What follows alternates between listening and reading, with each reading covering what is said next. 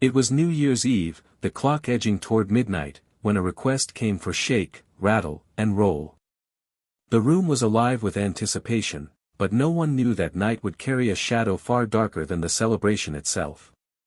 Roy Orbison, the man behind the dark glasses and that unforgettable, haunting voice, seemed untouchable on stage, an icon who turned pain into melody and sorrow into timeless classics. Yet behind the music, something unsettling was brewing, a truth he never fully escaped. For decades, fans adored him as the mysterious figure with the shades, the ballads that cut straight to the heart, and the presence that commanded silence the moment he sang. But what the world didn't see was a story laced with heartbreak, tragedy, and secrets that even fame couldn't hide. Now, looking closer at Orbison's life, we uncover the mystery that defined him, and the shocking truth that's far worse than anyone ever imagined. For decades, fans believed they understood Roy Orbison. They sang along to "Oh, Pretty Woman," they felt the raw ache in crying, and they assumed the music revealed everything about the man behind those dark glasses. But now, shocking new information has come to light, truths that are not only surprising but deeply unsettling. Behind the velvet voice and the mysterious smile was a side of Roy that the world never saw, something he carried silently, something that once revealed, makes you hear his songs in an entirely different way. It wasn't about fame, fortune, or the spotlight.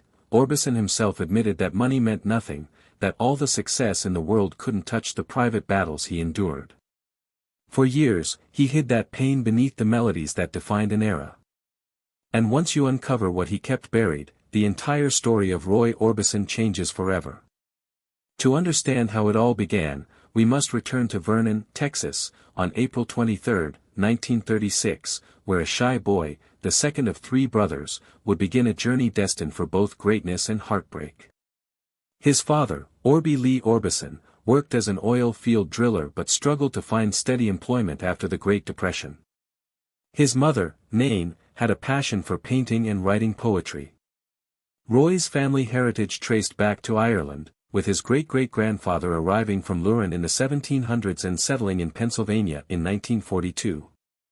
The family moved to Fort Worth so that his parents could work in aircraft factories during World War II. Roy was born with poor eyesight and began wearing thick glasses at the age of 4. On his 6th birthday, his father gifted him a guitar, and he learned to play it with the help of his father and older brother. By the time he was 7, Roy was certain that music was his true calling. He had a fondness for country and western swing, especially the style of Lefty Frizzell, and his favorite artists included Hank Williams and Jimmie Rodgers.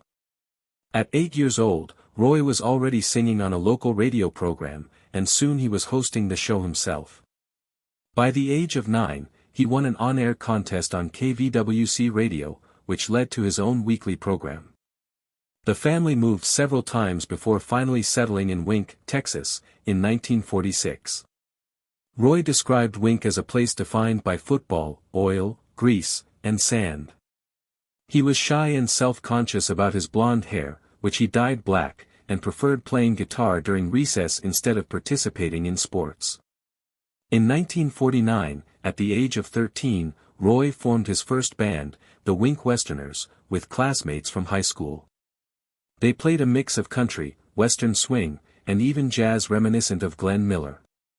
They performed in local bars, hosted a morning radio show, and soon made appearances on weekly television. In 1954, Roy graduated from high school and enrolled at North Texas State College to study geology, just in case his music career didn't succeed. However, he quickly became disinterested in classes and focused on music instead. He wanted to record the song Yubi Dubi, which he discovered during this period. By 1955, Roy had dropped out of college, joined the Teen Kings, and met his future wife, Claudette Freddie. Following a string of court cases, the Teen Kings signed with Sun Records, which also housed Johnny Cash and Elvis Presley, after performing Yubi Dubi in 1956. Although the song sold 200,000 copies and reached at number 59 on the Billboard charts, its follow-up songs did not make it into the charts. Tensions among the band members grew, and the Teen Kings disbanded in the latter half of 1956. Roy then got a job with Alf Rose Music as a songwriter. He met Joe Melson while he was employed there, and the two of them began composing the songs that helped make Roy Orbison a household name in the early 1960s. The divorce and infidelity of his wife. On the surface, Roy Orbison's life seemed ideal by the middle of the 1960s. He was a successful hitmaker with a dream job, a string of hits, and a beautiful wife named Claudette Freddie, who served as the inspiration for one of his best-known songs, "Oh Pretty Woman." Behind closed doors, though, life was anything but ideal. Their relationship was having problems by the fall of 1964. They were exhausted by the demands of stardom, constant touring, and long separations. Roy wasn't entirely innocent himself. He occasionally treated himself to a groupie while on tour, friends later admitted. The last straw came when Claudette began seeing a man who was dreadfully close to the family. That man was Braxton Dixon, the contractor building the new house for the Orbison family. Claudette and Braxton grew close when Roy was on tour. Roy was devastated to hear of the affair. In typical Roy fashion, he didn't collapse in public. However, he made a pretty well-considered statement. He fired Braxton Dixon right away and demanded that he not finish the house. Rather than hiring a carpenter to help him finish the project, Roy worked on it himself. The marriage was irreversibly ruined by the spring of 1965. Roy confirmed that he and Claudette were no longer together. Both of them were going through a tough time, and fans were devastated to hear the news. After all, one of his best compositions was inspired by Claudette, who had been his true love. However, the story did not stop there. Unexpectedly, something happened later that year. Their third child was born thanks to Claudette. They were reconnected by their shared joy of being parents once more. They began reconciling gradually, and in December 1965, just a few months after completing their divorce, Roy and Claudette remarried. It appeared to be the conclusion of a fairy tale. Two people getting back together after mistakes and heartbreak. In actuality, however, this was only one chapter in a tale that would have many turns, triumphs, and tragedies in the years to come. Although Roy and Claudette enjoyed a sincere reconciliation, fate had different plans for them. Claudette's terrible death following a motorcycle accident. Roy Orbison's life appeared to be finally settling in more positive aspects by 1966. The public loved the story of their second marriage, and he and Claudette were back together despite all the ups and downs. Roy and Claudette had even gone on a UK tour together. People were happy to see the two together again wherever they went. On stage, Roy was likewise growing in strength and occasionally taking risks that would shake other performers. One evening in the UK, Roy was involved in a highly visible mishap while performing. He shattered his foot after falling off a motorcycle while performing in front of thousands of admirers. For most people, it would have been sufficient to cancel the event, but not Roy. He refused to disappoint the crowd when he walked the stage that evening with his foot in a cast. It was a sneak peek at his relentless work ethic and the couple's shared love of motorcycles, which Roy had inherited from his pal Elvis Presley years earlier. In the end, that passion for motorcycle riding would lead to disaster. On June 6, 1966, Roy and Claudette were traveling home on bikes from Bristol, Tennessee. It was probably just another day. The broad road ahead, wind in the face. But in just a few seconds, everything would alter in Gallatin, Tennessee. Claudette was thrown through the air after her motorcycle collided with a pickup truck. It was a horrible crash. Although she was admitted to the hospital, her liver damage was too severe. Orbison Claudette had passed away. Her age was 25. For Roy, the loss was unimaginable. Claudette was more than just his spouse. She served as his inspiration. Oh Pretty Woman and other songs were inspired by this. They had battled to rebuild their connection, but it had weathered storms. And now she was dead, just a few months after they reconciled. In addition to ruining Roy's personal life, the crash left a scar on his music, giving it a deeper sense of melancholy that would linger in the ears of listeners for the remainder of his career. Musical decline and film project. Roy Orbison was devastated by Claudette's sudden death. His haven had always been music. In order to overcome the pain, he resorted to his job. He collaborated on a new project with his longtime collaborator Bill Dawes, writing music for MGM's The Fastest Guitar Alive. The movie was originally intended to be a true Western, but it took a strange turn during production. Roy himself played the titular part in the script, which was revised to become a light-hearted comedy. A spy with a guitar that could shoot bullets like a gun in addition to being used for singing. For whatever reason, the people didn't connect with the unconventional idea. When the film was eventually released, it was a box office and critical failure. It was the kind of disappointment from which it is difficult to bounce back, especially after Roy had committed to 5 films. The Fastest Guitar Alive became the first and final movie he made, and the remaining 4 were quietly shelved after the negative reception. Roy, however, continued to pursue music.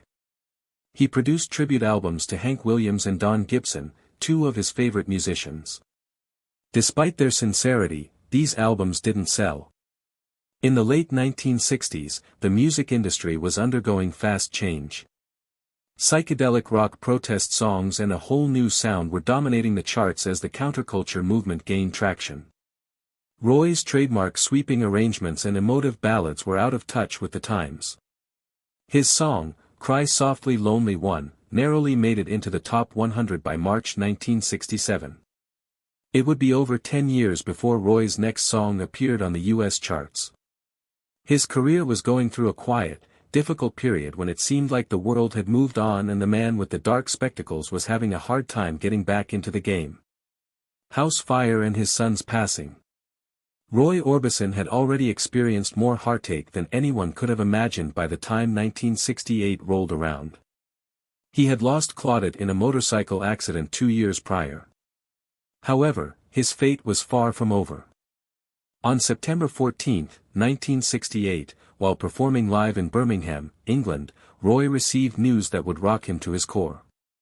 He had a burning house in Hendersonville, Tennessee. The entire house was quickly consumed by the fire.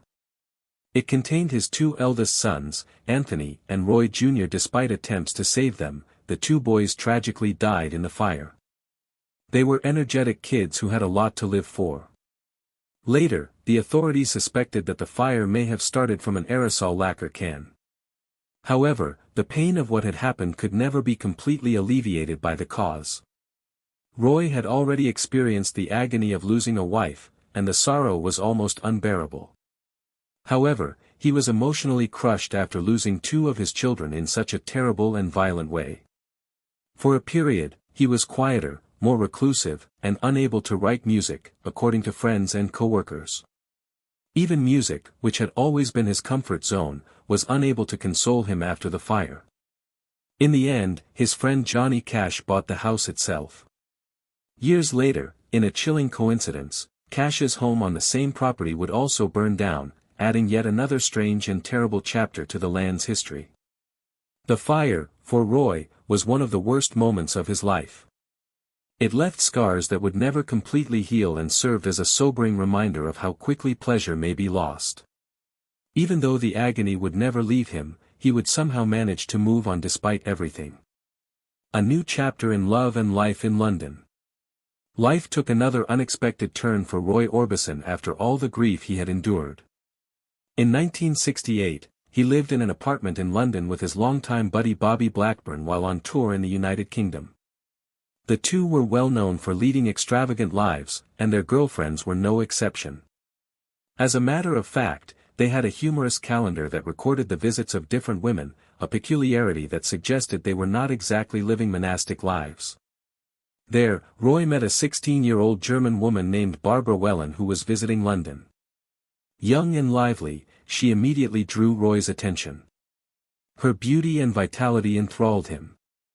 He was still interested in other women, but Barbara was different.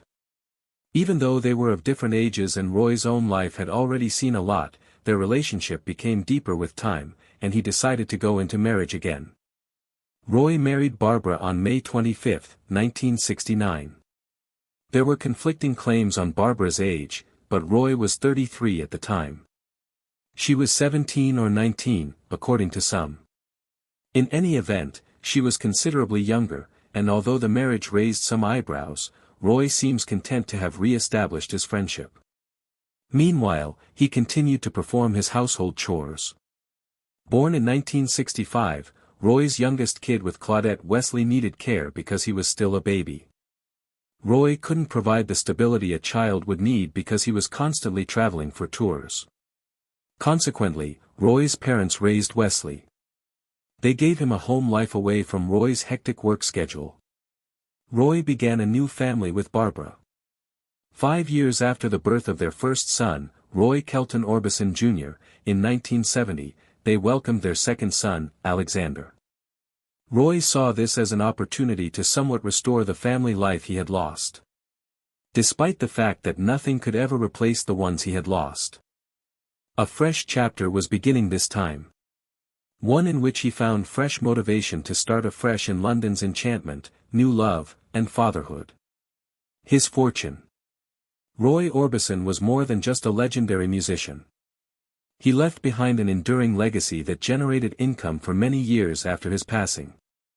He accumulated decades of top-charting successes, successful collaborations, and international tours by the time of his death in December 1988. What's intriguing, though, is how his fortune continued to grow. Orbison made the most of his income over his career through album sales, live performances, and song royalties from his many successes. In the 1960s, he had a string of successful songs, including Only the Lonely, Oh Pretty Woman, and Crying, which brought him a lot of cash at the time. His work with the supergroup Traveling Wilburys and the release of his final album, Mystery Girl, in the late 1980s greatly boosted his reputation. He made millions of dollars from both of these enormous commercial successes. The fact that Orbison's wealth remained intact after his passing was what made it so special. Yes, it went up. He continued to get royalties from his music repertoire through re-released albums, TV and movie licensing, and radio play. His best-selling work was the Mystery Girl record alone, and the Traveling Wilburys' success increased his inheritance even more. Barbara Orbison, Orbison's spouse, played a crucial role in preserving and defending his legacy. She founded Roy Orbison Enterprises, which dealt with license agreements, box sets, and reissues. His music remained popular and profitable for decades because to this clever management. His sons took over the business after Barbara passed away in 2011, and they continued to create unique recordings and commemorative anniversary editions of his songs, which generated royalties. Over the years, Roy Orbison's estate is estimated to have been worth tens of millions of dollars. Every new generation is exposed to his music through movies, ads, and streaming platforms, yet his timeless tunes remain popular.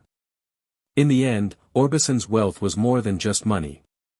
It was universal art's value. Even decades after his final note, his artistic and financial fortunes have endured because of his voice, his writing, and his talent for connecting with audiences.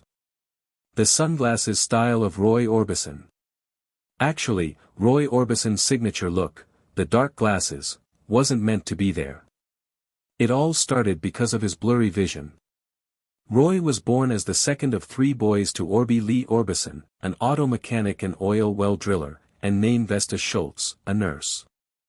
Roy had vision problems from an early age. He started wearing large corrective spectacles at the age of 4, and they quickly became a necessary part of his everyday routine. In 1963, Roy was about to embark on a major UK tour with none other than the Beatles. It was a high point in my career. He was performing with the world's biggest band. However, something strange happened right before the tour began. The musician admitted to his son Roy Jr. that he had left his regular prescription glasses on the aircraft.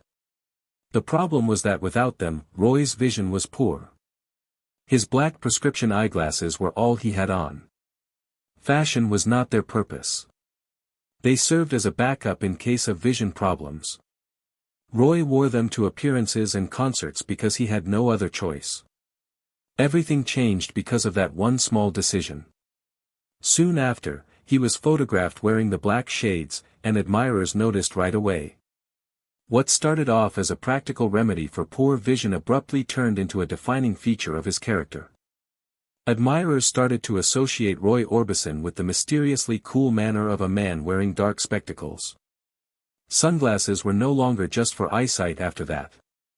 They formed an essential component of his performance persona. They created a sense of mystery that perfectly complemented his elegant, passionate vocal style. Roy eventually adopted the style, wearing the dark spectacles both on stage and in public, making it one of the most iconic pictures in music history. It's funny to think that something that had started out in desperation might end up becoming such a defining feature of a legend's character. For Roy Orbison, sunglasses were a symbol as much as a fashion accessory. The final days and unexpected death of Roy Orbison. Roy Orbison's career was back to its full potential by the end of 1988. With the Traveling Wilburys, the supergroup that had brought him together with such icons as George Harrison, Bob Dylan, Tom Petty, and Jeff Lynne, he was touring, recording, and even filming a movie. He gave a performance at Highland Heights, Ohio's Front Row Theater on December 4, 1988. Roy was clearly exhausted, but the performance was good. Before taking a plane to London to film further music videos, he later went back to his house in Hendersonville, Tennessee, to relax for a few days. There were big plans in the works, including forthcoming tours across Europe and the United States. 2 days after the concert, on December 6, Roy had a calm, uneventful day. He went shopping for model airplane parts, one of his favorite things to do, with his good friend and bus driver Benny Burfield. Benny invited him to join his wife, country music artist Jean Shepherd, for dinner at his place that evening. After dinner, Roy made the decision to go to his mother's house, which was close by. There, in a cozy, everyday moment, he spoke with his son Wesley. However, everything changed in an instant. At one point during his visit, Roy went outside to use the restroom.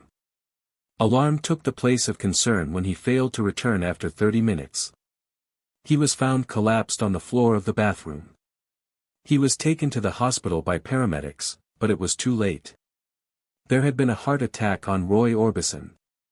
His age was 52. His fans, friends, and family were deeply affected by the news. Jean Shepherd organized a public memorial service at the College Heights Baptist Church in Gallatin, Tennessee, on December 11, 5 days later. Artists came to pay their respects, while fans came to say goodbye. Celebrities and friends from the music industry attended a celebration of life that Roy's wife Barbara threw at the Wilton Theater in Los Angeles 2 days later. Like the man behind the black sunglasses who had given the world with some of its most exquisitely eerie music, Roy Orbison was modest and unassuming when he was laid to rest in an unmarked tomb at Los Angeles' Westwood Village Memorial Park Cemetery. How, after his passing, Roy Orbison dominated the charts. Mystery Girl, Roy Orbison's final studio album, was the best-selling record of his career when it hit shops on January 31, 1989, just a few weeks after his passing. Virgin Records released it, and it was a beautiful fusion of his classic, heartfelt style with fresh, modern sound. Rolling Stone described it exactly proper, pointing out, the album envelopes the sweeping grandeur and epic sweep of his antique school sound with extremely cautious excessive tech manufacturing. A proper goodbye to one of the most exceptional voices in song. The highlight of Mystery Female Become to Procure It, a track Orbison wrote with the assistance of Jeff Lynne and Tom Petty. Their first album, Traveling Wilburys Quantity 1, which spent an extraordinary 53 weeks on the US charts, reached Variety 3. It reached number 1 in Australia, Variety 16 inside the UK, or even gained a Grammy Award for Nice Rock Overall Performance with the aid of a duo or organization. Rolling Stone sooner or later located it in their pinnacle 100 albums of the last decade. Then came a poignant record-breaking second.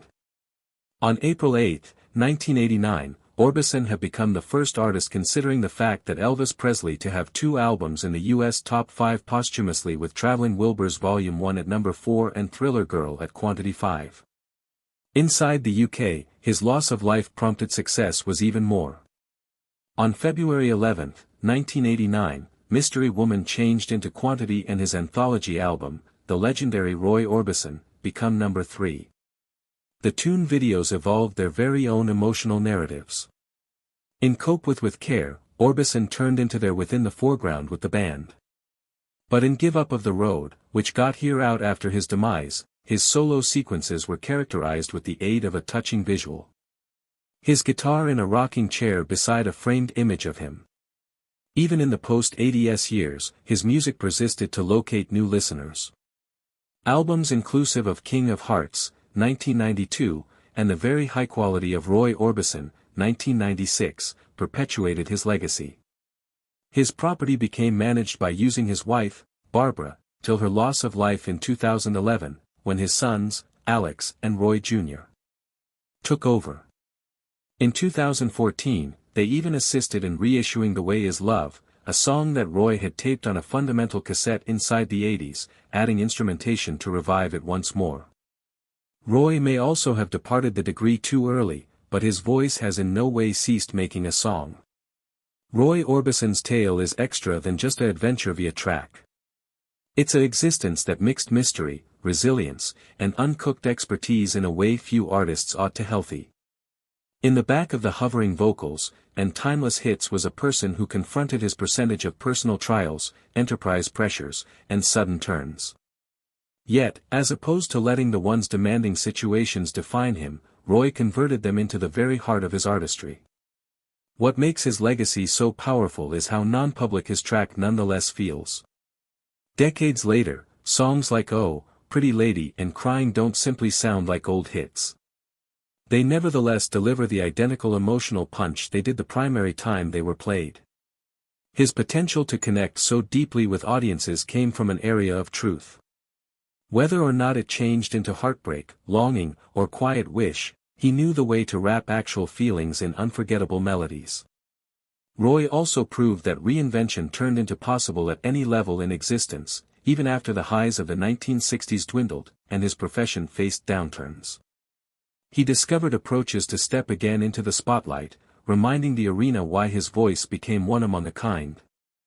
That patience combined with a deep love for his craft is what makes his story so inspiring nowadays. His effect stretches a long way past his very own era. Current musicians keep to attract from his style, his level presence, and his emotional honesty. Van's vintage and new preserve finding his songs, proving that first-rate song by no means truly fades away. In the long run, Roy Orbison wasn't just a rock and roll icon. He became a storyteller whose music still speaks throughout generations. His voice, his fashion, and his quiet power have ensured that his location in song history will in no way be forgotten.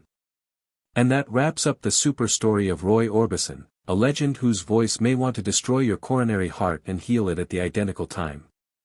If you enjoyed entering into his life and legacy with us, make certain to hit that like button. It honestly allows us maintain bringing you greater tales like this. And do not forget to enroll in the channel so that you in no way omit out on our subsequent deep exploration into the lives of music's finest icons. Thanks for looking and we will see you within the next one.